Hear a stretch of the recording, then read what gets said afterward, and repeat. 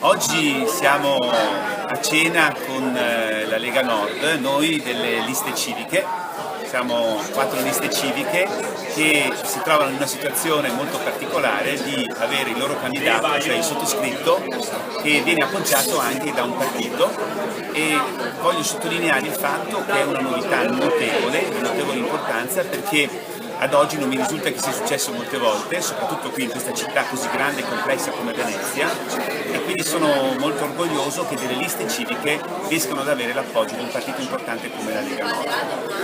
Abbiamo tanti punti in comune, io vorrei sottolineare soprattutto il punto delle autonomie e il punto del federalismo, cioè di avvicinare le decisioni ai cittadini. Noi non vogliamo uno Stato lontano, una pubblica amministrazione complessa, burocrazia, complicazioni per i cittadini, vogliamo un'amministrazione semplice e poi vogliamo sicurezza. La pubblica amministrazione deve garantire la sicurezza ai cittadini. Io sono di Venezia, mia moglie è di Mestre, lavoro a Marghera, conosco bene questa realtà, non è possibile che a Mestre non si stia più tranquilli.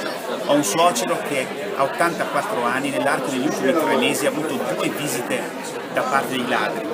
A quell'età si può rischiare la vita, bisogna avere sicurezza. Questo è uno dei punti fondamentali col quale siamo d'accordissimo anche con la Lega Nord. E poi l'aspetto del lavoro, noi abbiamo bisogno di avere posti di lavoro, anche su questo abbiamo l'accordo della Lega Nord, ma soprattutto quello che noi vogliamo, ecco perché il federalismo e l'autonomia, vogliamo uno statuto speciale per la città di Venezia.